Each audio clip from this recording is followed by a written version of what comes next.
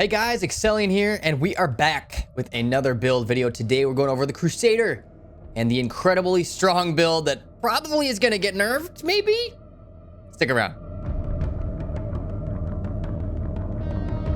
Now before we jump right into this, go ahead and drop a subscription on the channel. It is so easy to do. Just click that sub button, click that notification bell, turn it on, and be notified whenever I post more videos like this. I will be posting videos all throughout season 22, which should be coming up within the next few weeks or so. PTR patch 2.6.10 introduced a couple buffs, a couple changes to the Crusader build, and I gotta say the Crusader is stronger than ever. There is approximately one build that everyone seems to be running. You can run all kinds of builds, all kinds of fun, exciting builds, but today we're gonna just focus on the one primary build that everybody's doing, how it works, why it works, kind of show you guys how to pull off the incredibly strong build of the Thorns Crusader, the Thornsader.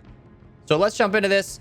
Here it is, the Crusader build that I have been touting and talking about, and you'll see all over the PTR right now. The Thorns Crusader, stacked with all kinds of Thorns damage on every piece of gear that you can. That's what I recommend. If you can get Thorns on every piece, go for it. If you're able to enchant a secondary attribute into a Thorns attribute, please do it. The more Thorns damage you have, the more damage you're gonna be doing. And so let's just walk through this with you guys, what each gear piece is, the skills, etc., that you're gonna need for this build.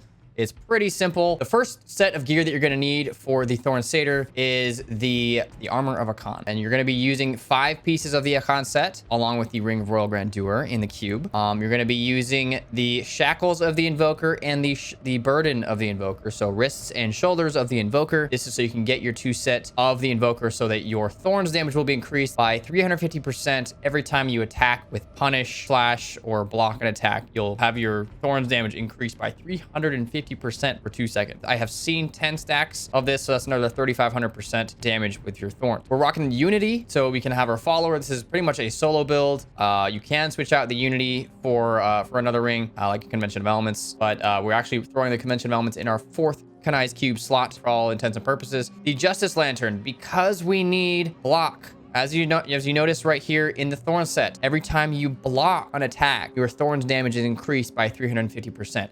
So Justice Lantern is really important here. A high block chance on your shield is also super important if you can get it. The Shield of the Seed is another important set that you need. The third set that you need. There's actually 4 sets in this build. It's kind of crazy. The Flail of the Charge and the Shield of the Seed, part of Norvald's Fervor, both are required for this build because they do so much damage. Whenever you use Steed Charge, you will have a 400% damage increase. That's 2 times of what a Convention of Elements will give you while using Steed Charge and for 5 seconds after it ends. That's the main part of the 2 set. It also increases the duration by 2 seconds, and then killing an enemy will lower its cooldown by 1 second. So you can basically be using Steed Charge incessantly for the most part. Captain Crimson's is another incredible choice for this build because we are stacking cooldown reduction pretty heavily wherever we can get it. We're going to do cooldown reduction, so that we can have our Akarat's champion up at all times. We want to be able to use bombardment often, although our set allows us to cast bombardment without actually needing to cast bombardment. What does that even mean? I'll show you in just a second. But Captain Crimson's, as you know, does benefit from cooldown reduction. Every percentage of cooldown reduction that you have is going to be increasing your damage dealt as well. So that's about it for the gear. Now let's go check out the cube super quickly. Here it is. We got the Mortal Drama. This is a 100% required and necessary weapon to have in the cube. This will increase your bombardment damage by 500%, and it will also double the amount of your bombardment impacts. That's incredible. The Belt of the Trove. This belt is so freaking strong. I can't even believe it. This, every 4 seconds, bombardment will be called down on a random enemy. And bombardment deals 500% increased damage as well. So that's 1,000% increased damage from bombardment right there alone. The reason that we have bombardment on our skill bar isn't necessarily to use it. It's just so that we can select the Barrels of Spikes rune. Now, this is strictly because we are running a Thorn set. We'll get into the skills in just a second. Ring of Royal Grandeur, obviously, so that we can hit the set bonuses for the Armor of Akan, as well as Captain Crimson's. And then Convention of Elements for your 4th slot in your Kanai's Cube.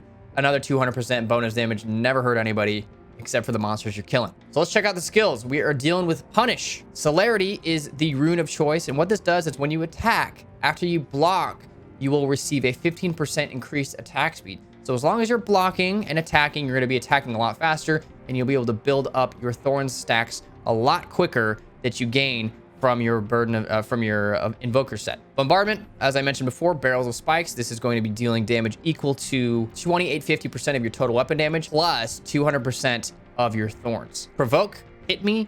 This will entice everybody around you to attack you. It provokes them to attack you, but this one has 50% increased block chance.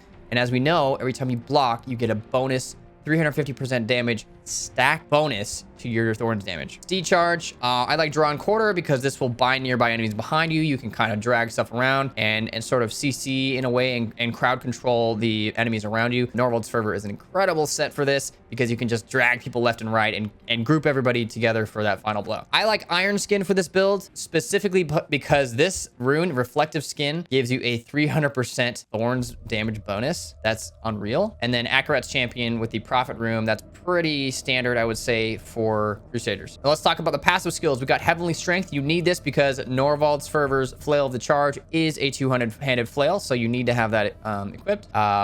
You can no longer dodge, but your block chance is increased by 30%.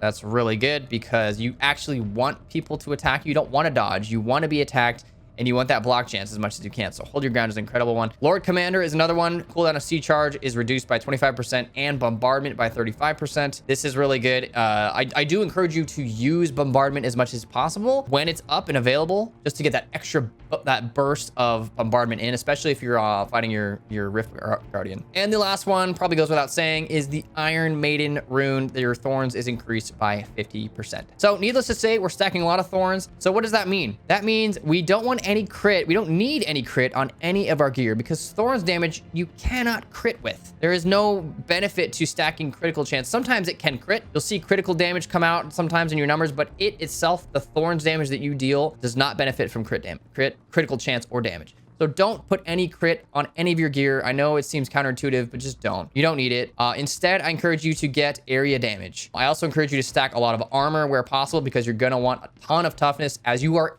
enticing monsters to attack you. That's like one of the main things of this build, is to be attacked. So let's go and check this out. Let's jump into a Greater Rift. This time I actually do have a Rift key. I know typically I am not prepared with my Greater Rift key, but I do have one. And just to kind of show off the build, let's do a G-Rift 100 just to show it off. I'll empower it because, like I said, I need those gems. Here we go. So immediately you want to pop Akarat's Champion and use your draw and quarter as much as possible. And you'll notice right off the bat, I just used my Bombardment. Might as well. It's going to cool down pretty quickly. And I'm going to Steed Charge around pretty much as much as I can. Look at this. Stuff is just melting before me. Bombardment gets cast pretty much automatically. Like I said, the Belt of the Trove will give you a Bombardment. Every 4 seconds, it will rain fire from above. And make sure you keep your Akarat's Champion up because I forget far too often still. I forget to re-up my Akarat's Champion. And I die because of it. Because your Akarat's Champion is I have 700 million toughness right now. Without Akarat's Champion, that is definitely not the case. So let's run through here really quickly. We've got Conduit Pylons, fantastic. Let's ring around everybody up together. And you see, as I'm running around, you see all these bombardments coming down. And I don't even really have to do much. I just need to ride around on my steed, my trusty steed. Provoke, use Iron Skin. Oh, we got another pack here. Let's make sure we get Akarat's Champion back up. It cools down really quickly.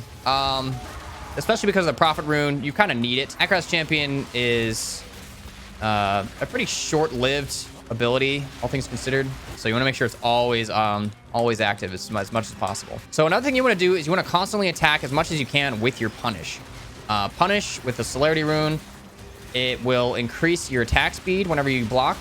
So basically what you want to do is you want to make sure that after you attack, you use a Provoke, because your block chance will be really high and it will get those stacks up really high. So as you want to see here, let's go ahead and attack a couple times. Let's Provoke. Everybody get in here, and I'm getting my punishment, my Thorns of the Invoker stacks up. Every stack that you see is a bonus 350% damage onto my Thorns damage. So Akarat's Champion, keep it up. I'm obviously being a little rusty with that. All right, and make sure as often as possible, use your Steed Charge, because that does also give you a really large boost in damage. Remember, 400% damage during and 400% damage 5 seconds after your Steed Charge is up. And honestly, this is my experience even with higher level G-Rifts. Obviously, you're going to have to take a little bit more extra time to take out some of the more difficult mobs. But once you get a shadow clone by your side to assist you in your endeavors. And you notice that my steed charge lasts so long. And look at that, 16. Yeah, we did break the stacks. I had about 16 stacks. So remember, every time you block, you're getting another stack added. So I don't believe there's actually a limit to the stacks that you can get. I haven't seen it. If anybody out there knows how many stacks are the limit for the Crusaders, Thorns of the Invoker, please let me know. And that's it right there. Massive, massive damage coming out from the Crusader. I don't have any augments. All my gems are just 25, 28, 26. And that's it. Thanks, guys, for tuning in. That was the Crusader build. Please, please, please go ahead and drop a subscription. Click that notification bell as well. Be notified when I post the next Diablo video. Hope you guys have a good rest of your day. We'll see you next time, and good luck in Season 22. Whenever it starts, I do believe the PTR is going to be ending very soon, so we may not have any more Diablo videos for the next couple of days or weeks. We'll hopefully see you in the near future, though. Take care.